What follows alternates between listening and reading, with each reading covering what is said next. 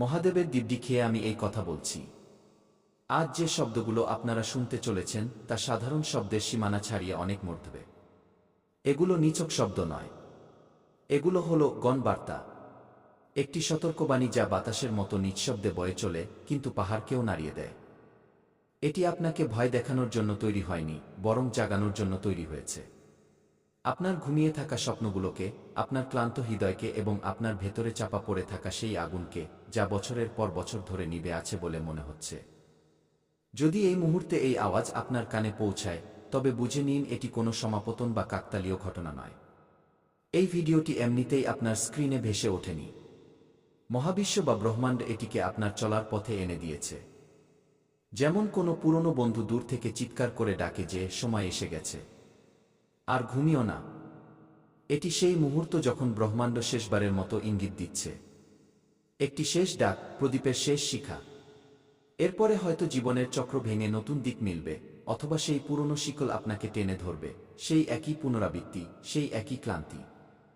কিন্তু আজ আমি কথা দিচ্ছি, যদি আপনি শেষ পর্যন্ত শোনেন, তবে এই চক্র ভাঙা শুরু হবে। আপনি বড্ড ক্লান্ত হয়ে পড়েছেন, এতটাই যে অনেক সময় আপনার নিজেরও মনে থাকে না শেষ কবে আপনি মন খুলে হেসেছিলেন। সেই হাসি যা কোনো কারণ ছাড়াই ফুটে উঠত, যা চোখে ঔজ্জ্বল্য এনে দিত, তা কবে হারিয়ে গেল। আপনি বাইরে থেকে সবসময় নিজেকে শক্ত দেখিয়েছেন, হাসি মুখে মাথা উঁচু করে, যেন কোনো যোদ্ধা যে যুদ্ধের ময়দানে একা দাঁড়িয়ে আছে। কিন্তু ভেতরে ভেতরে বছরের পর বছর ধরে অনেক কিছু ভাঙছিল। সেই ছোট ছোট টুকরোগুলো যা প্রতিটি অপমানের সাথে, প্রতিটি ব্যর্থতার সাথে ছড়িয়ে ছিটিয়ে যাচ্ছিল। আপনি সততাকে আপনার সবচেয়ে বড় হাতিয়ার বানিয়েছিলেন। সঠিক পথকেই নিজের মার্গ হিসেবে বেছে নিয়েছিলেন, যদিও তা কণ্টকাকীন ছিল। আপনি কখনো প্রতারণা করেননি, কখনো চাতুর্য দেখাননি। কিন্তু তবুও প্রতিবার মনে হয়েছে যেন দুনিয়ার নিয়ম আপনার জন্য আলাদা করে লেখা হয়েছে। অন্যরা না চাইতেই সব পেয়ে গেল, সাফল্য, অর্থ, সম্মান, সম্পর্ক।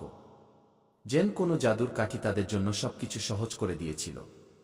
কিন্তু আপনাকে প্রতিটি জিনিসের জন্য লড়াই করতে হয়েছে। প্রতিটি দরজায় যুদ্ধ, প্রতিটি সিঁড়িতে সংঘর্ষ, জুটল কেবল অপমান। যেন কোনো তীর সোজা বুকে বিঁধে গেল। অর্থের অভাব এর যা রাতের ঘুম কেড়ে নেয়, সকালের চাও তেতো করে দেয়। নিজের লোকেরাই মুখ ফিরিয়ে নিন। তারা, যাদের আপনি আপন ভাবতেন, যাদের জন্য আপনি সবকিছু উৎসর্গ করেছিলেন। এবং অনেকবার তো এমন মনে হয়েছে যেন কোনো অদৃশ্য শক্তি, কোনো গোপন শত্রু আপনাকে এগিয়ে যেতেই দিচ্ছে না। যেন উড়ন্ত পাখির ডানা কেটে দেওয়া হয়েছে। কিন্তু শুনুন, মন দিয়ে শুনুন, এটি দুর্ভাগ্য ছিল না। এটি কোনো অভিশাপ ছিল না। এটি ছিল ব্রহ্মাণ্ডের পরীক্ষা, সবচেয়ে কঠিন কিন্তু সবচেয়ে আদরের পরীক্ষা। যখন ব্রহ্মাণ্ড কাউকে উচ্চতায় নিয়ে যেতে চায়, তখন প্রথমে তাকে শেকড় পর্যন্ত নামিয়ে আনে। সে তাকে একা করে দেয় যাতে সে নিজের শক্তি নিজে চিনতে পারে।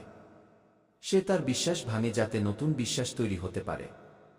তার ধৈর্যকে নাড়িয়ে দেয় যেমন ঝড় গাছের শেকড় মজবুত করে। এবং তাকে এমন এক জায়গায় নিয়ে আসে যেখানে মানুষ হয় পুরোপুরি ভেঙে যায়, অথবা ছাই থেকে ফিনিক্স পাখির মতো একেবারে নতুন হয়ে ওঠে, আরও মজবুত, আরও উজ্জ্বল এবং অটল। গত সময়ে গ্রহরা আপনার উপর এক অজানা বোঝার চাপ সৃষ্টি করেছিল। সূর্য, যা আপনার পরিচয় এবং আত্মবিশ্বাসের উৎস, তা কিছুটা ম্লান মনে হচ্ছিল, যেন মেঘ সূর্যকে ঢেকে দিয়েছে। চন্দ্র, যা আপনার মনের নদী, তা আপনাকে অস্থির করছিল। রাতগুলো ছিল নির্ঘুম, দিনগুলো দুশ্চিন্তার। এবং শনি, সেই কঠোর গুরু, প্রতিদিন প্রতি মুহূর্তে আপনাকে একটাই প্রশ্ন করছিল, তুমি কি সত্যিই প্রস্তুত?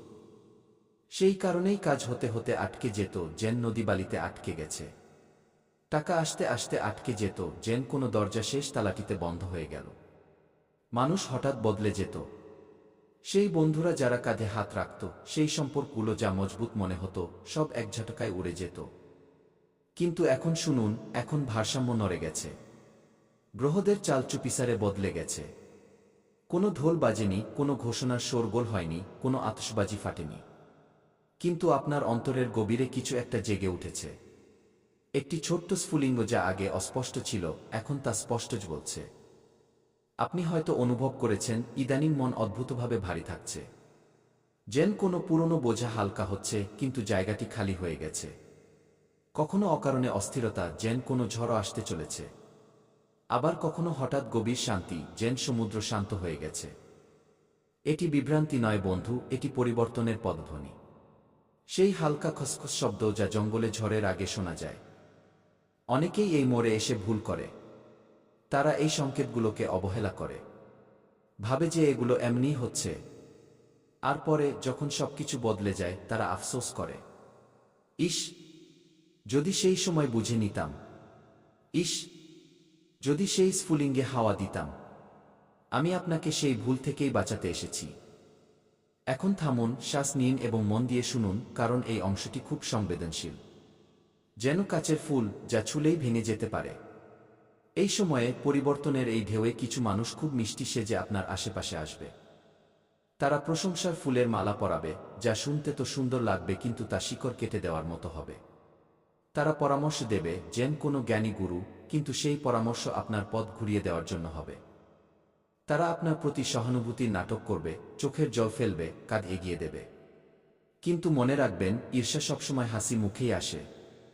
সে সবচেয়ে মিষ্টি হাসি হাসে, সবচেয়ে উষ্ণ করমর্দন করে, কিন্তু ভেতর থেকে বিষ ঢালে। প্রতিটা হাত মেলানো মানুষ আপনার আপন নয়। কিছু হাত তো কেবল আপনার ডানা কাটার জন্যই এগিয়ে আসে। সব শুভাকাঙ্ক্ষী শুভ হয় না। কেউ কেউ তো কেবল আপনার পতনের অপেক্ষায় থাকে। আপনার শত্রুরা এখনো বর্তমান। সেই পুরনো, সেই লুকিয়ে থাকা শত্রুরা, যারা আপনার সাফল্যে জ্বলে। কিন্তু পার্থক্য এটুকুই যে এখন তাদের কাছে আগের মতো শক্তি নেই। ব্রহ্মাণ্ড সিদ্ধান্ত নিয়েছে।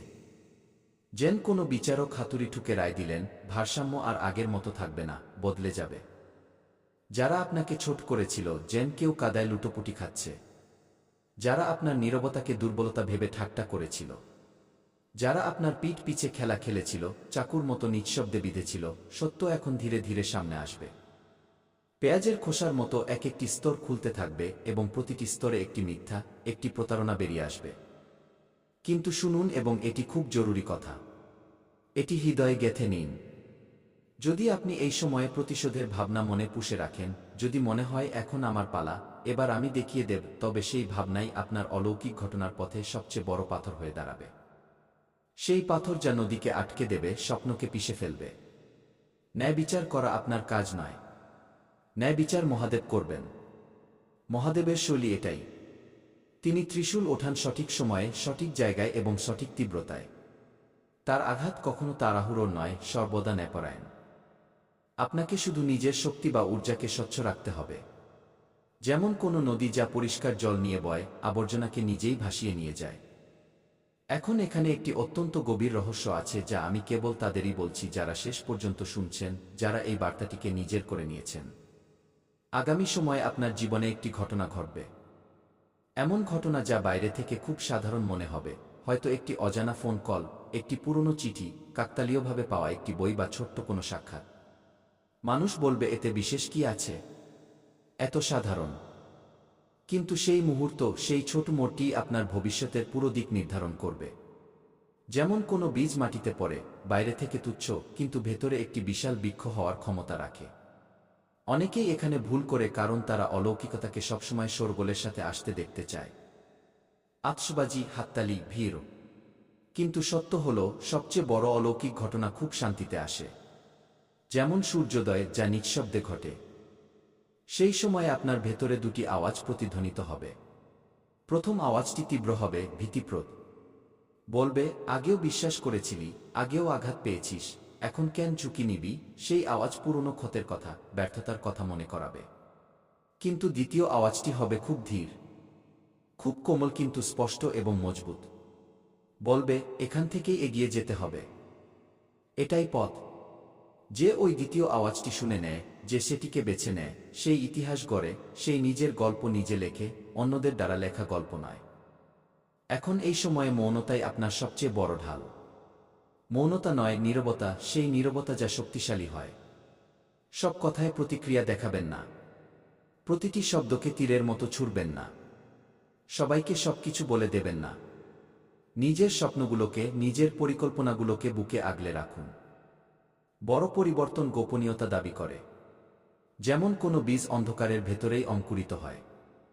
যদি এই বার্তাটি শোনার সময় আপনার ভেতরে হর হর মহাদেবের জয়ধ্বনি গজে ওঠে, যদি আপনার হৃদয় হর হর মহাদেব বলে চিৎকার করে, তবে বুঝে নিন আপনি সুরক্ষিত। মহাদেবের কৃপা আপনার ওপর আছে। তার ত্রিশূল আপনাকে রক্ষা করছে। আর যদি এই কথাগুলো আপনার হৃদয় স্পর্শ করে, যদি এই শব্দগুলো আপনার শিরায় প্রবাহিত হয়, তবে এই ভিডিওটি লাইক করা কেবল একটি ক্লিক নয়। এটি একটি সংকল্প, ব্রহ্মাণ্ডকে দেওয়া একটি সংকেত যে আমি প্রস্তুত, আমি পরিবর্তনের জন্য দাঁড়িয়ে আছি। আর যারা এই ধরনের সত্য শুনতে চান, যারা জীবন বদলে দেওয়া বার্তাগুলো কখনো হারাতে চান না, তাদের জন্য এই চ্যানেলটি সাবস্ক্রাইব করা একটি সুরক্ষা কবচের মতো কাজ করে। এটি সেই কবচ যা নেতিবাচকতাকে দূরে রাখে এবং ইতিবাচক শক্তিকে আমন্ত্রণ জানায়। এবার শেষ কথাটি খুব শান্ত হয়ে শুনুন। যেমন কেউ মন্ত্র জপ করছে। যেই দিন, যেই মুহূর্তে আপনার মনে হবে যে এবার সিদ্ধান্ত নিতেই হবে, সেই বড় সিদ্ধান্ত, সেই পদক্ষেপ যা সবকিছু বদলে দেবে, সেদিন কোনো সাহারা মিলবে না। কোনো বন্ধু কাজ চাপড়াতে আসবে না। কোনো হাততালি বাজবে না, কোনো ভিড় হবে না। কোনো তাৎক্ষণিক ফলাফল দেখা যাবে না। কোনো জাদুর মতো অলৌকিক ঘটনা ঘটবে না। শুধু ভেতরে এক গভীর শান্ত অনুভূতি হবে, আমি সঠিক করেছি। সেই অনুভূতি যা রাতের অন্ধকারে তারার মতো জ্বলবে। আর সেই অনুভূতিই ভবিষ্যতে আপনার ঢাল হবে, আপনার শক্তি হবে। তা আপনার গল্পে এমন মোড় এনে দেবে যা কেউ ছিনিয়ে নিতে পারবে না, কেউ চুরি করতে পারবে না। কারণ বড় অলৌকিক ঘটনা কোনো বাহ্যিক ঘটনা নয়, কোনো বড় ধামাকা বা হঠাৎ ধনপ্রাপ্তি নয়।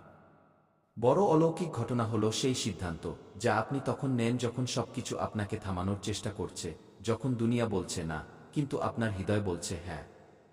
মহাদেবের দিব্যি যা এখন শুরু হয়ে গেছে তা অসম্পূর্ণ ছাড়া হবে না। এই যাত্রা পূর্ণ হবে। এই জ্যোতিষ বলতে থাকবে, হর হর মহাদেব।